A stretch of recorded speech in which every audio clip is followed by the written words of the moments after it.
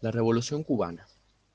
Desde su independencia en 1898, Cuba había sido un protectorado de los Estados Unidos, gobernada por distintos regímenes dictatoriales y su economía manejada por dichos intereses estadounidenses.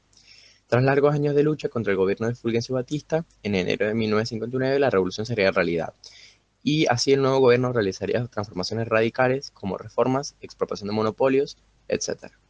Todo empezó en 1952, donde el presidente Fulgencio Batista, un ex sargento ex gobernante de la isla, asumió el poder a través de un golpe de Estado. Apoyado por los norteamericanos, Batista instaló un régimen corrupto y violento de ideas capitalistas, con grandes desigualdades sociales, donde los ricos eran privilegiados y la demás población era pobre y vivía en condiciones precarias.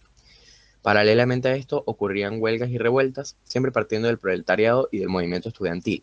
Así, las primeras acciones se hicieron sentir con los ataques e intentos de tomar el cuartel de Moncada y Carlos Manuel de Céspedes en 1953. La acción conjunta falló, lo que resultó en la muerte y detención de varios combatientes. Entre los detenidos se encontraba Fidel Castro. Este mismo fue a prisión, donde sería liberado 2 años más tarde y se exilió en México. Durante su exilio, organizó un grupo de guerrilleros con el apoyo revolucionario de Ernesto Che Guevara, Camilo Cienfuegos, su hermano Raúl Castro y muchos otros voluntarios. En 1954 fundó, el mismo 26 de julio, el Movimiento Revolucionario de Julio, constituido por 80 guerrilleros. En 1956, Fidel Castro, que era en ese momento una figura socialista que soñaba con derribar el poder gobernante y aún así terminar con toda la influencia que Estados Unidos tenía en la isla, Fidel Castro y su grupo de combatientes se instalaron en los bloques de Sierra Maestra. Los combates con las fuerzas del gobierno fueron intensos y varios guerrilleros murieron o fueron arrestados. Sin embargo, Fidel Castro y el Che Guevara no desistieron e incluso con un grupo pequeño continuaron la lucha. Comenzaron a usar transmisiones de radio para divulgar las ideas revolucionarias y conseguir el apoyo de la población cubana. Sierra Maestra funcionaba como una sede y en la iniciativa de Guevara fue creado en el bosque un sistema rudimentario para la manutención de las tropas. Con los mensajes revolucionarios, los guerrilleros lograron el apoyo de muchas personas. Esto ocurrió pues había muchos campesinos y obreros desilusionados con el gobierno de Fulgencio Batista y con las pésimas condiciones sociales. Así, muchos cubanos de las ciudades y del campo comenzaron a entrar en la guerrilla, aumentando el número de combatientes y conquistando victorias en varias ciudades. El ejército cubano estaba registrando muchas bajas y el gobierno de Batista sentía el fortalecimiento de la guerrilla. El ejército cubano ya comenzaba a percibir la dificultad en vencer aquella batalla y el gobierno de Fulgencio sentía el debilitamiento de su gestión. En 1958, percibiendo que la dictadura de Fulgencio Batista estaba en ruinas, Estados Unidos suspendió su apoyo militar al gobierno cubano. La victoria se hizo evidente cuando cerca de la capital los rebeldes interceptaron y tomaron un tren blindado repleto de material bélico que no llegó a su destino. Este fue un importante contragolpe que las fuerzas revolucionarias impusieron a la dictadura de Fulgencio, que depositaba en ese tren sus últimas fuerzas realmente significativas. Ahora las fuerzas batistianas se encontraban en retirada y en dispersión. El 1 de enero de 1959, tras sucesivas victorias militares y la ocupación de varias ciudades y pueblos, Guevara y Camilo Cienfuegos entran en La Habana. El entonces expresidente Batista huye en avión a la República Dominicana junto con la cúpula de su gobierno.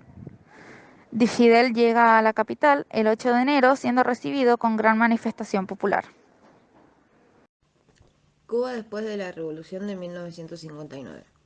En el primer día de enero de 1959, Fidel Castro y los revolucionarios tomaron el poder en Cuba.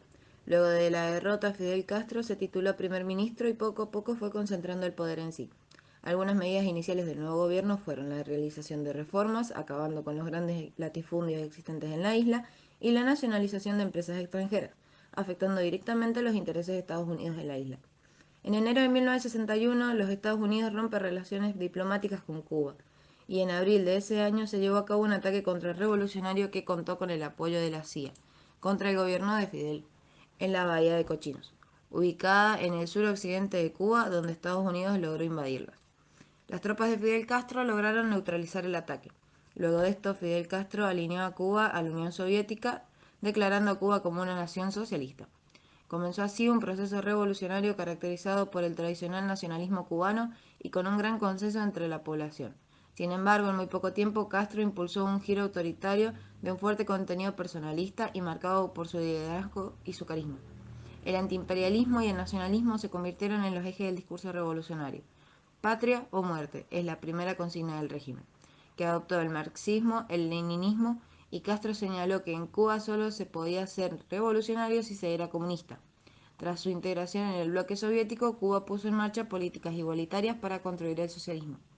A partir de la alineación de Cuba al modelo socialista, una serie de intervenciones se realizaron en la educación y la salud, siendo consideradas referencias actuales, pero también un modelo cubano es criticado por la falta de libertad de expresión y por las condiciones de pobreza en las que vive la población cubana.